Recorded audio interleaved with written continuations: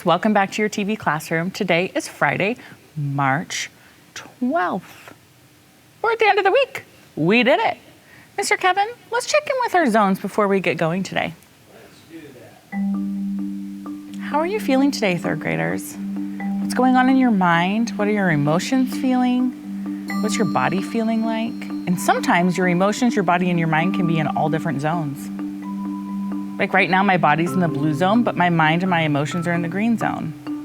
So I'd have to say that I'm in the green zone today. I can kind of ignore that blue zone body today, and I'm gonna be in the green zone. Mr. Kevin, what zone are you in today?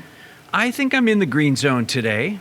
Yeah. Why are you in the green zone? Yeah. Well, just, got a good night's sleep. Oh, that's always helpful. Yeah. Had some interesting dreams. We were just talking about dreams. Yeah, we were. Isn't it funny? Dreams are such a funny thing. And do you know some people don't remember their dreams? Really? Mr. Wally, he doesn't really remember his dreams. Oh. Yeah, it's very interesting. I think dreaming is a very interesting topic and something that you could use science to explore, I bet. I bet there's some scientists that are exploring dreams and brain activity and studying the brain and how it works. If that interests you, might be something you'll look up. All right, friends, it's Fact Fun Friday, so let's take a look at our first fact. 40 times 5. What is it? I'm going to get my highlighter out. It is 200, because 4 groups of 5 is 20, then 40 groups of 5 is 200. What's 40 groups of 10? Well, 4 groups of 1 is 4. 4 groups of 10 is 40. So 40 groups of 10 is 400. Ooh, 40 groups of 15. Well, I know what 40 groups of 10 is. It's doing that thing again today, Mr. Kevin. Plus 40 groups of 5. We just figure both of them out. So what is it? If you said 600, you are correct. This is 400, and this is 200. And 200 plus 400 is 600. That is so cool. Yeah, did you learn it that way when you were in school, Mr. Kevin? I didn't. I learned it the hard way. The really hard way of multiplying across and... multiplying across, and you have shown me the light. Even adults can learn. They really can, and sometimes when it's different than how we learned, it feels hard or scary, and you might hear some people say, oh, the new math. The reason they're saying that is it's just not the way they learned it, and so it gives you an opportunity, third graders, to teach them something new, and maybe it will help them understand the way they used to do math. And then maybe they can teach you the way they did math, and now you both have more tools in your toolbox. Not a bad idea. Okay, so what's 40 times 50 then? Well, if 40 times 5 is 200, 40 times 5 equals 200, then what's 40 times 50? Or we could do this. I have a better idea, Mr. Kevin, to help us really understand it. We know that 40 times 10 is 400, right? Right. So we have 5 groups of 10 and 50. So we're gonna do 400. Ooh, 400 plus 400. Oh wait, we don't have to skip count. We know how to multiply. So we can do 400 times 5, because 40 groups of 10 is 400. Does that make sense? We can do 400, which is 40 groups of 10 times 5, because we have 5 groups of 10. Well, what's 4 times 5? 20. So what's 400 times 5? 20 hundreds, or 1,000. 2,000. Whoa, we could draw that But because it's Fact Fun Friday, I want to move on. I don't want to take up too much time. But maybe you could draw an array for that and see if our math worked. See if you can show our thinking. Okay. Whoa, 400 groups of 50. Well, if 40 groups of 50 is 2,000, we're just multiplying by 100 to get 400. I think, well, look at this. 4 groups of 50 equaled 200 because it was 20 and that 0. Then 40 groups of 50 was 20 and the 2 zeros. I wonder if 400 groups of 50 is then 20 and the 3 zeros. Well, what's 400 groups of 10? 400 groups of 10 is 4,000. Whoa, I don't know what happened there. 4,000 times 5. 4 times 5 is 20, and the 3 zeros, it worked. It's 20,000. 20,000 of anything is a lot. That's a lot. It's a lot of things. That's a lot of things. Today, we're learning to solve two-step problems about the data on a graph. So we've gone from solving two-step problems, then we learned about graphs and data, and now we're gonna take those graphs and data and solve two-step problems. But remember the tip I told you? When you see a graph, the first thing you look for is the scale or the key, because that is where you are going to make your mistake. So highlight it yellow or red, pay really close attention to it. When we see a graphing problem, I don't even read the problem first. The first thing I look at is the scale or the key because it's going to help me solve the problem. Okay, so what am I gonna look at here before we do anything? Our scale, it's on the left-hand side, and what does each notch stand for? Look, it's 0, 1, 2, 3. So we're just counting by ones. Great. How many prefer grapes? Take a look at this graph. You have 30 seconds. How many prefer grapes, and how do you know?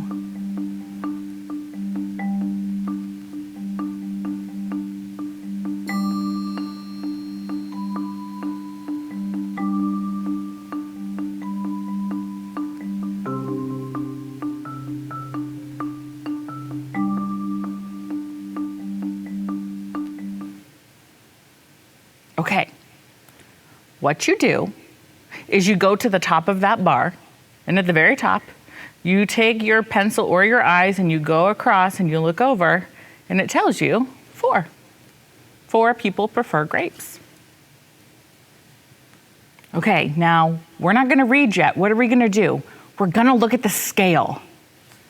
It's different than the last one. 0, 10, 20, 30, 40, 50. So each line is standing for $10 raised because this says amount raised. So this is $10, $20, $30, $40, $50. Each of those lines stand for another $10. Now, we're gonna read the problem. We're gonna identify what's happening, what the question is, what information we know, and then you're gonna take a minute to solve it. Are you ready? The Hart School wants to build a new playground. The graph shows the number of dollars each grade has raised to build the playground. Grade 3 and grade 4 together want to raise $300. How much more money must they raise? What's happening here? What's the story? Yeah, the Hart School wants a new playground and all the grade levels are raising money. Let's read again and find the question. So now you have your question hat on. You're listening for what you're going to figure out. The Hart School wants to build a new playground. The graph shows the number of dollars each grade has raised to build the playground. Grade 3 and grade 4 together want to raise $300. How much more money must they raise? So what's our question? How much more money must they raise? Oh. I wonder how we could model that. Mr. Kevin, can you show my whiteboard? I know we don't know numbers yet, but we don't need numbers to do a bar model, and we know that they're gonna have to raise some more. So we know that there's a total amount of money that they need to raise. We know that there's gonna be 2 classes. We've got grade 3. Please put this on your whiteboard. It's gonna help you. Grade 4 and left to raise. And then this is the total amount they need to raise, right? They have a goal. This is their goal. The whole bar is their goal. This is how much grade 3 has raised. This is how much grade 4 has raised. And this is how much they have left to raise. Where's the question mark going to go? Read the question again. How much more must they raise? The left to raise. We don't know this part yet. That's what we're trying to figure out. Now, your job is to use this graph. We're going to make it big for you again. To use this graph, put the rest of the information in your model and find a solution. I'm going to give you 2 minutes to do this. I'm going to just double check one thing. We're going to leave it on there because that's the one. Yes. Okay. Which one's bigger? They're about the same size. Okay, Mr. Kevin, can you make it big? I'm gonna make sure they can read the graph really well. I will do that. There we go. There we go. Yes, you can read that really well. So go ahead, use the model you just drew on your whiteboard, answer the question, how much money do they still need to raise? How much more money do they need to raise? 2 minutes, go for it.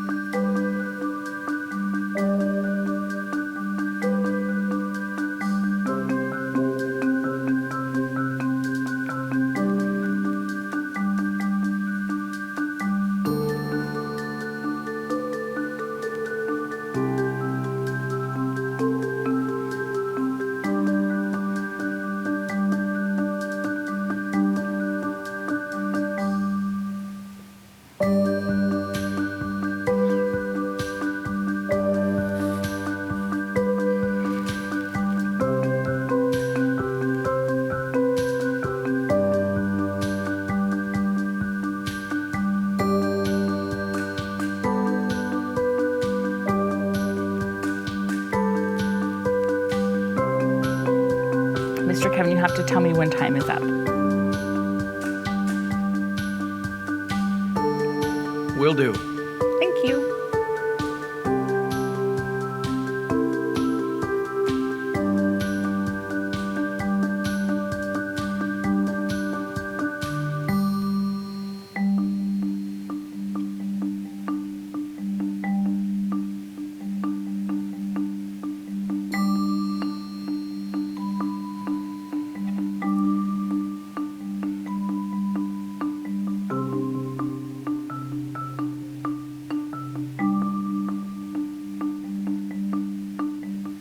Okay, first thing I did, don't show my board yet, Mr. Kevin. The first thing I did was I found the grade levels I needed to use. So 3rd grade and 4th grade. And I went up here and I said 3rd grade, $80.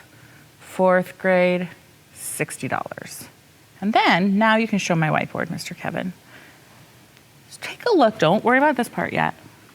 Take a look right here. I did $300, that was their goal, right? This whole bar was our goal.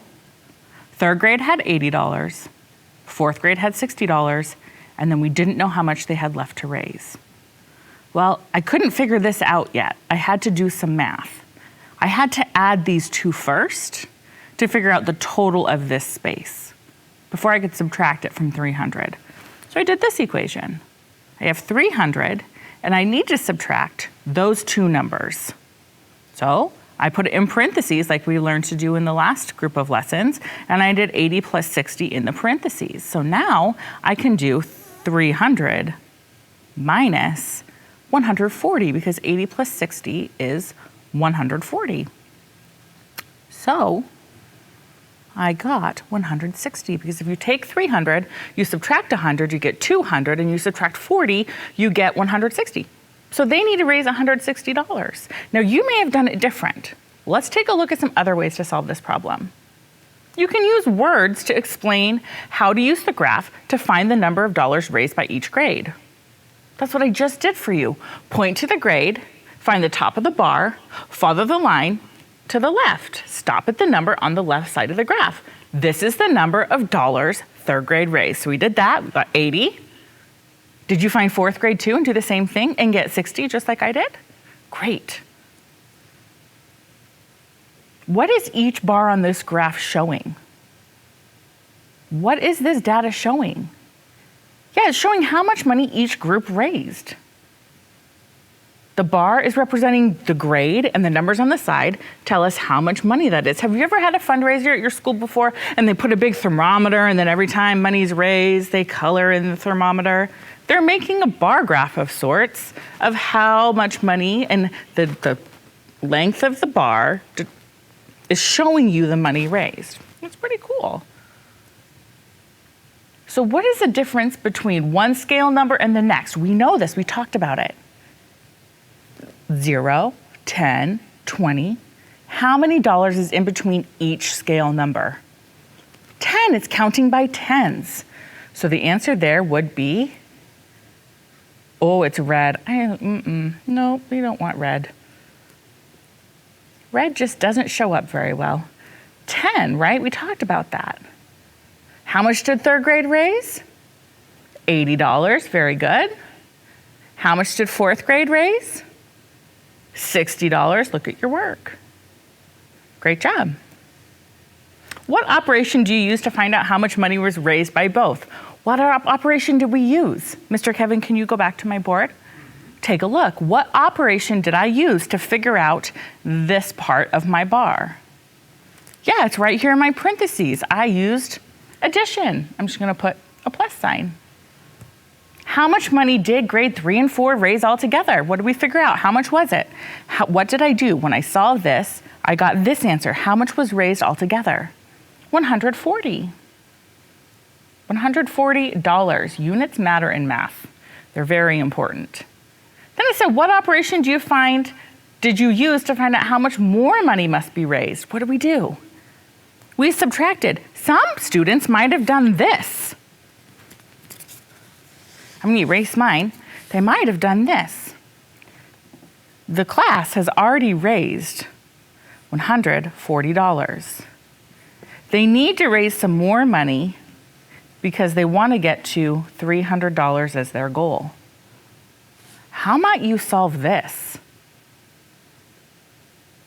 Oh, you might say 140 to 200 is 60, and 200 to 300 is 100. 160. Same answer, different way to do it. I like to use subtraction in these problems, but you use whatever works for you. So you could use addition or subtraction, just depends on how you look at it. And they must raise $160 combined. I would say maybe both classes should raise $80 more. And then it would be 160. All right, friends, I am going to have us skip and talk about your assignment. You're going to do page 429 and 430 in your math workbook. Practicing more of this.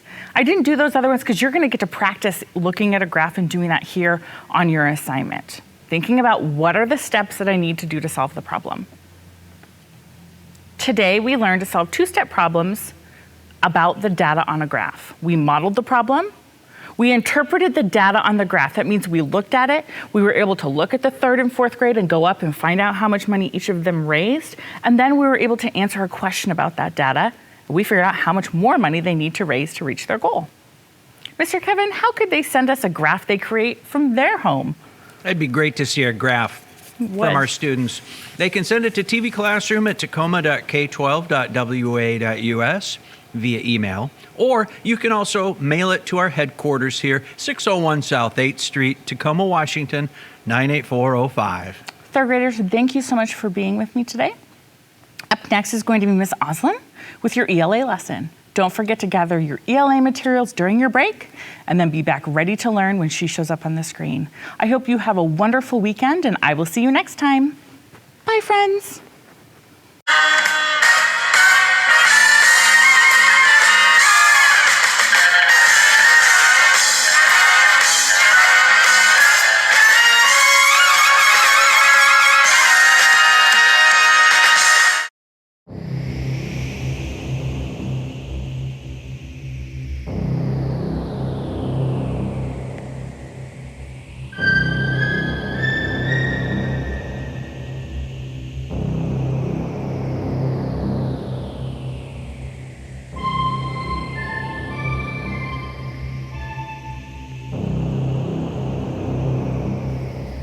Rules. 1. You have 10 seconds to pick your crewmate. 2. A new timer will appear with an exercise for the crewmate you picked. 3. You will get 10 points for each correct crewmate and exercise you choose. 4. If you pick the imposter, you will lose all your points. 5. See how many points you can get. Good luck.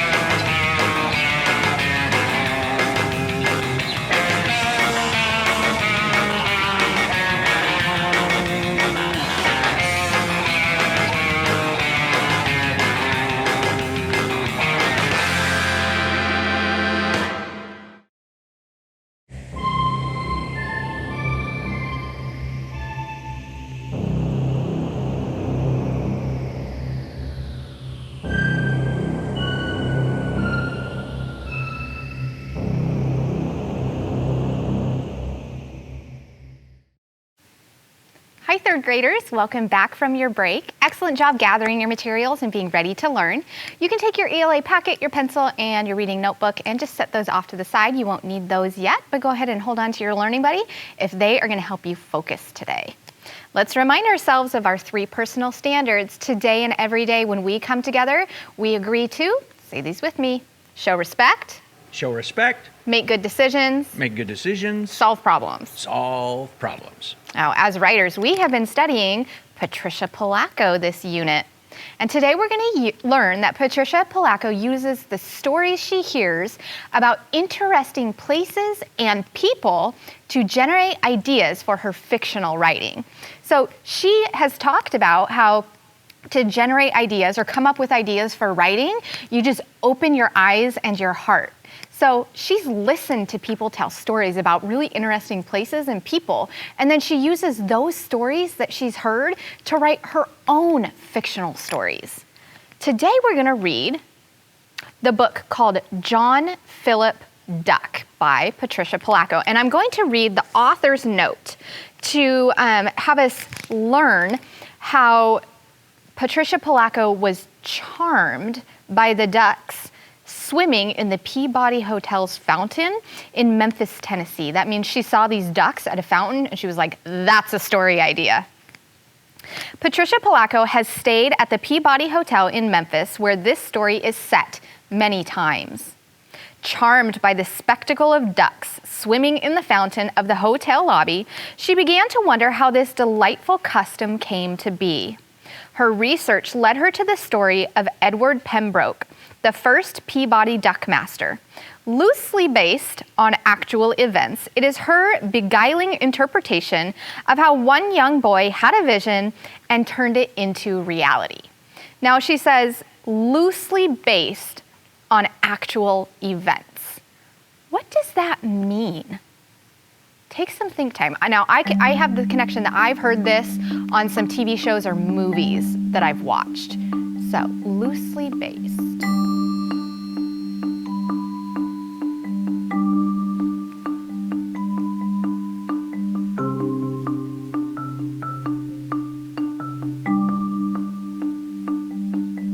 Turn and tell your learning buddy what you're thinking. Rafa, I think that means that she got the idea from actual events, but then added a lot of her own ideas and creativity to the story.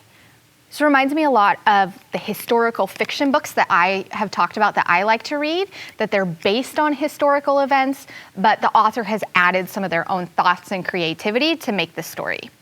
So, as we know, Patricia gets interested in a subject. She thinks about it, she wonders about it, and she researches it. She learns more about it. And a storyteller like Patricia also takes that information and interprets it, or kind of reads between the lines or figures some parts of it out. And the author's note explains that the story is loosely based, like we said. So she took the information that she learned and used some of it and came up with her own to fill in to make an entire story. Today we're going to look at using this graphic organizer from fact to fiction, thinking about things that we know, stories we've heard that are interesting about people or places, and we're going to think about how we can use part of the fact that we know about that topic and what are some fun fiction pieces that we can use our own imagination to add to the story. And I'm going to show you how I do that after we read John Philip Duck.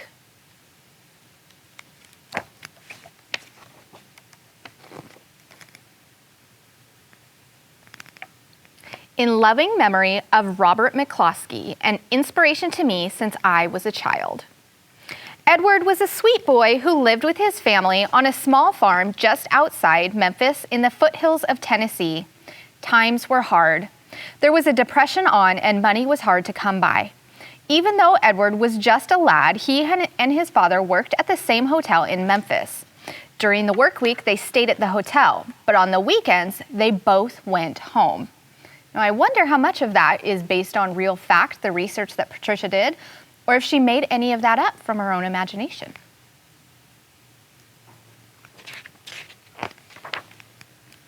Edward loved the weekends. He and his family all gathered around the old radio in the parlor and listened to grand music. Edward especially loved hearing the brass bands play marches by John Philip Sousa.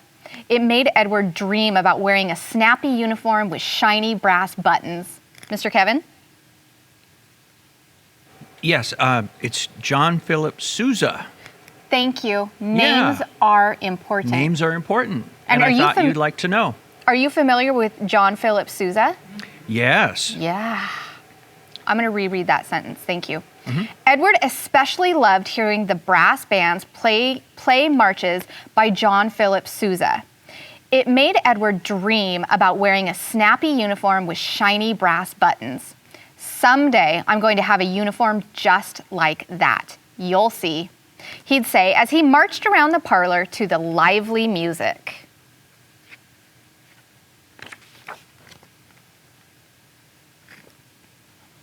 Edward was a dreamer, all right.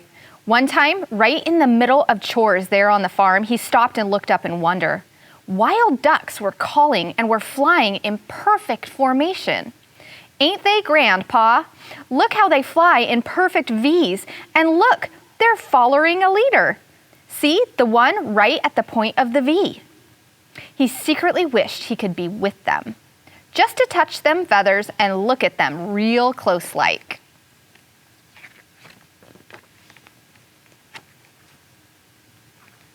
One weekend, while Edward was doing his chores, he heard a tiny little sound coming from some bulrushes on the edge of the pond. When he looked, there it was, the tiniest, scrawniest little duckling he had ever seen. A wild one left shivering from the cold. Edward scooped it up in his hands. He couldn't see its mother anywhere. He slipped it into his shirt so it could be next to his warm skin.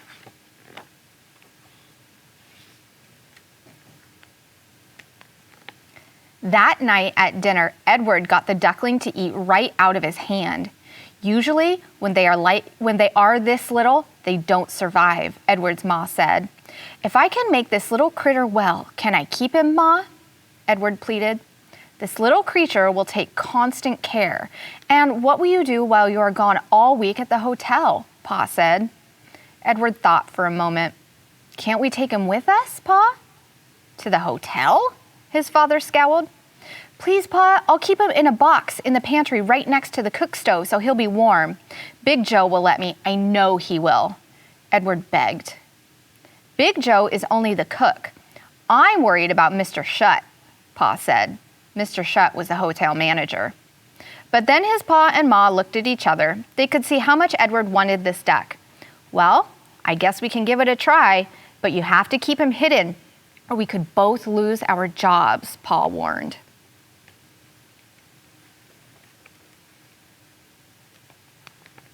Now, Frank Shutt was a huge man. He was the general manager of the hotel. He ran a tight ship, and his word was law.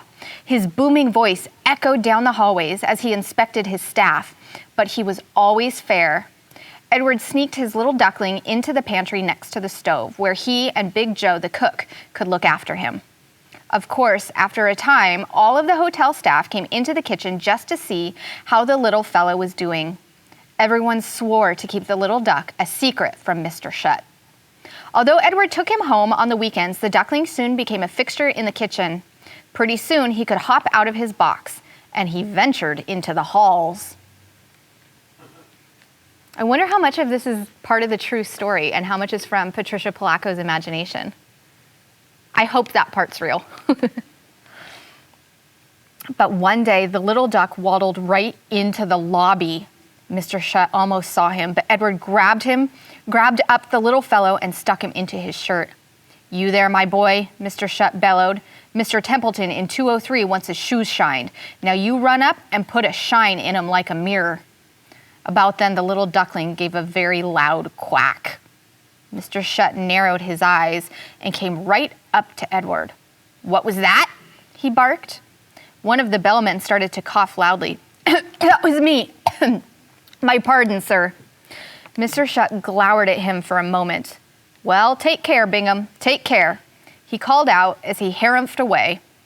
After that close call, everyone who worked at the hotel took turns keeping the little duckling out of Mr. Shutt's way.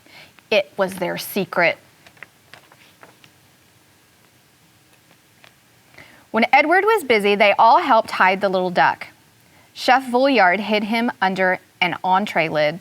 The manicurist carried him on her cart. The valet kept him under his hat. The front desk crew kept him in a vacant key box. The doorman kept him in his pocket.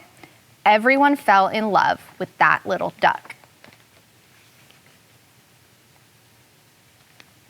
One night after Mr. Shutt had left for the day, Edward put a John Philip Sousa march, thank you, John Philip Sousa march on the phonograph. Watch, Edward said to the staff.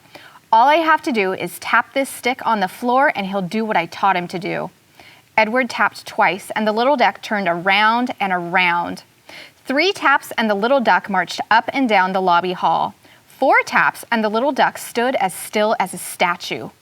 Edward tapped out a pattern and the little duck hopped right into the lobby fountain. He did 1 or 2 tricks right there as Edward tapped his stick. Then he tapped again and the little duck hopped out of the fountain and down the hall. Amazing, everyone exclaimed.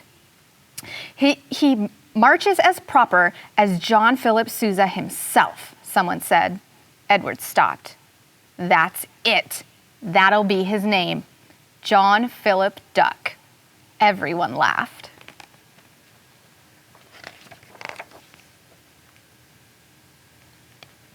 One day, not long after, some of Mr. Shutt's hunting buddies were staying at the hotel. They were in town to duck hunt at the crack of dawn the next morning. As a joke, they put their live duck decoys into the lobby fountain pool. Edward watched them swimming there as his heart ached at the thought of what they could be used for. Come on, boys, Mr. Shutt's voice boomed. Let's get in the kitchen and pack some provisions for your hunt tomorrow. Edward's heart stopped. John Philip Duck was in the kitchen.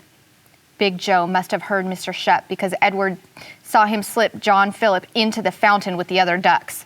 He'll never find him there, Big Joe whispered as he passed Edward. All that evening, every time Edward tried to get John Philip out of the fountain, Mr. Shutt seemed to be there with his hunting buddies. Then, to Edward's horror, the man started pulling the ducks from the fountain and putting them in cages to take for the early morning hunt. Edward felt his heart skip a beat as he watched the hunter stuff John Philip into a cage. Edward had to do something. Wait, please, he finally called out. One of them ducks is my pet. Okay, let's take a moment. I want you to take some think time. What do you think is going to happen next?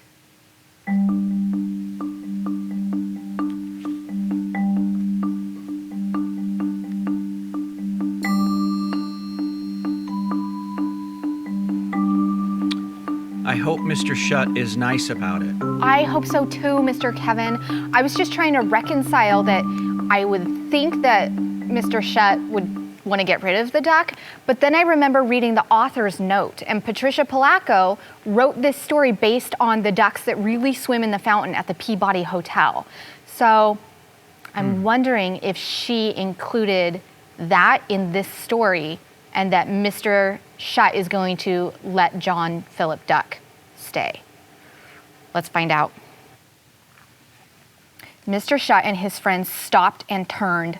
Mr. Shutt glowered at Edward. Well, boy, what is he doing here in my hotel and in my fountain? He bellowed. Edward almost started to cry. He told the red-faced manager the whole story of how John Philip came to be at the hotel. Mr. Shutt's eyes softened.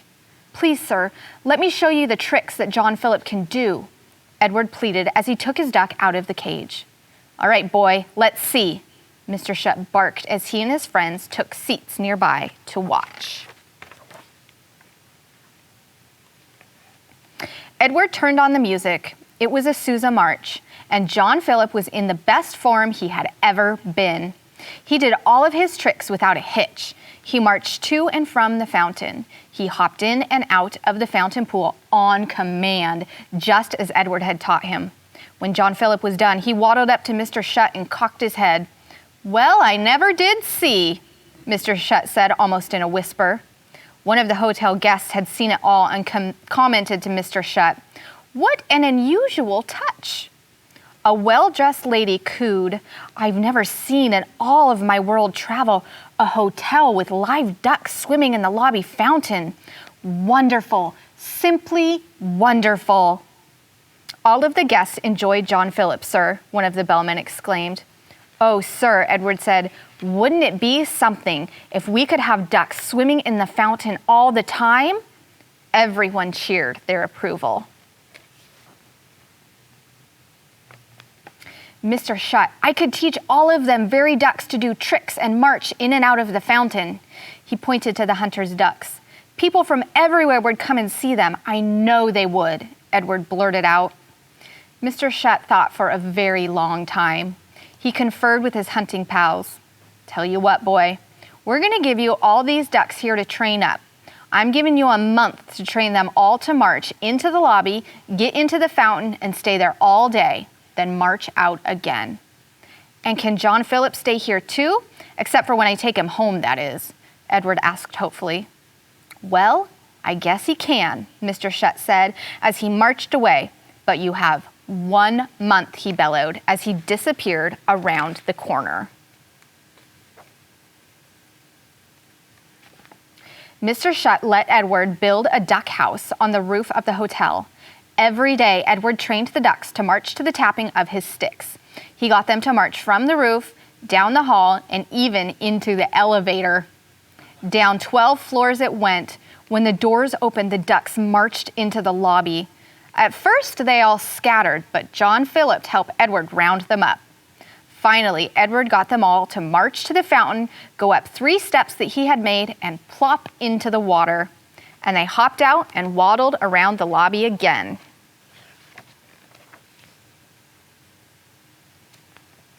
Edward worked and worked with them for days. At last, he got them trained to stay in the fountain all day. In good time, too, because his month was up the very next day. It was a Friday afternoon at 3. Mr. Shutt and many hotel guests were already seated in the lobby waiting. Edward was very nervous. He took the elevator up to the roof to get the ducks. John Philip led them all down as usual. They marched into the elevator as usual. Those 12 floors seemed to take forever. When the doors opened to the lobby, Edward could see Mr. Shutt. He looked stern. Edward then noticed that the bellman had rolled out a red carpet to the fountain. They had placed velvet ropes on either side of the carpet. All of the staff winked at him. Then Edward heard a brass band playing John Philip Sousa March. His own pa had put on the record. He looked so proud, but a little worried too. Edward tapped his sticks and all the ducks marched perfectly down the red carpet. People oohed and awed as they passed by. With a few taps of his stick, the ducks hopped into the fountain one by one. The carpet was rolled up, the velvet ropes and stairs removed. The ducks swam and swam as people crowded just to see them. "Well, this by Dippy is the best show I ever did see," Mr. Shutt chuckled. Edward beamed. "But the test ain't over yet," Mr. Shutt added. "These ducks have to stay in this fountain all day." Edward knew that would be the biggest test. All that day he stayed out of sight and watched to see if any of his trainees tried to get out of the fountain. None of them did. They swam there all day long. Then at 5 o'clock, the red carpet was rolled out again, the velvet ropes and the steps put in place. The elevator opened. Edward tapped his sticks and the ducks jumped out of the fountain one by one. They marched up the red carpet again to a John Philip Sousa march. They waddled into the elevator, rode up to the roof, and marched into their duck house. "We did it," Edward whispered to all of the ducks as he fed them their favorite mash. John Philip quacked loudly, as if he were proud too. "None of this would have happened if I hadn't found you," Edward said softly as he petted John Philip's head.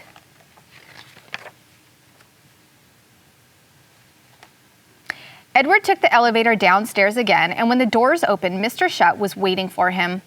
All of the staff was gathered there in the lobby with him. Edward's pa, too. Mr. Shutt cleared his throat. We found this here uniform especially for you, my boy. You did what we reckoned would be near impossible, but you did it, and I stand corrected. Well done, son. Well done. Then Mr. Shutt handed Edward a splendid uniform with 2 rows of brass buttons and a grand cap. I hereby declare you Edward Pembroke, official duck master of the Peabody Hotel. Everyone cheered. Edward's dream had come true.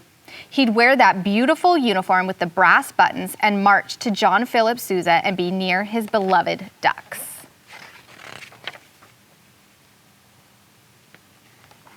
Over the years, Edward Pembroke trained many a duck to march to the fountain in the lobby of the Peabody Hotel in Memphis.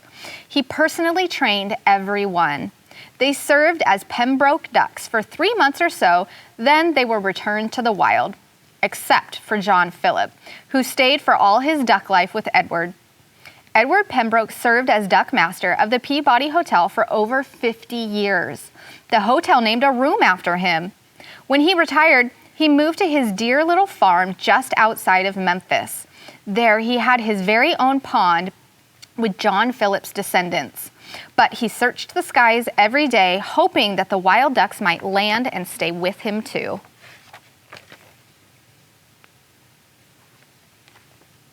But they always flew over and disappeared into the horizon until one day. It was said that on that day, as Edward was sitting by his pond, a John Philip Sousa march came on his radio. He turned it up as loud as it would go, then stood up and doffed his hat. At that very moment, flocks of wild ducks flying overhead rolled out of formation, circled, and landed. They marched right up to him and cocked their heads. They came by the hundreds, his graduates all. And for the rest of his days, they say, whenever those ducks passed by, they never failed to stop and march again with their beloved duck master. Now, that tiny writing on the page on the right says this entirely fictional story of a young man who dared to bring his pet duck to the marbled halls of the famous Peabody Hotel was inspired by the legend of the Peabody Ducks and by the personnel of the Peabody, who found a truly original role for the first duck and all of its mates ever since, a role that has lasted for over 60 years. Wow, what an interesting story. Mr. Kevin, have you ever heard about the ducks at the Peabody Hotel? I have not, but I took the liberty to read a little bit. Yeah? And while you were telling the story, and there was a bellman at the hotel named Edward Pembroke, and he was a former circus animal trainer. And he offered to help with delivering the ducks to the fountain each day and taught them the Peabody Duck March. That's amazing. Yeah. And he worked there for 50 years and retired in 1991. Oh, so it's recently. Mm-hmm. Or, well, relatively recently. Just like Patricia, or it's different than what Patricia said because she did not include the part where Edward worked with circus animals. So that's really an interesting fact. Now, friends, your independent work today is going to be to think about a topic that you're interested in. And you're going to think about some fact ideas and some fiction ideas that you could include in your personal narrative writing. And what I'm thinking about right now is in my neighborhood, there is this raccoon. And everyone in the neighborhood knows the raccoon. We've named him Rocky. Rocky is missing an eye and he's blind in the other eye, but we see him like during the day, which is odd for raccoons. So I'm just thinking about some fiction ideas and some fact ideas. I think I could write a really fun story about Rocky the raccoon. Today we learned that Patricia Polacco uses the stories she hears about interesting places and people to generate ideas for her fictional writing, just like she did with Edward Pembroke and the Peabody Hotel ducks. You're also going to continue your independent reading, adding to your reading log, making sure that you're reading for longer and longer periods of time. We would love to see your writing. I'm so curious what you're going to come up with, thinking about interesting people and places and how that's going to generate a lot of ideas for you. Mr. Kevin, how can our third graders send us their work? Well, you can send them to TV Classroom at tacoma.k12.wa.us via email, or you can also send them here to the headquarters of TV Classroom, which is 601 South 8th Street, Tacoma, Washington, 98405. Thank you, Mr. Kevin. All right, third graders, now it's time for our affirmation. This is the time of the day when we say positive things about ourselves before we go off to complete our independent work. And today I want you to remind yourself about how creative you are. Take a deep breath and say, I am creative. Excellent job, third graders. Thank you so much for reading and thinking with me today. I hope you have a great rest of your day, and I look forward to seeing you back here next time in our TV classroom. Bye.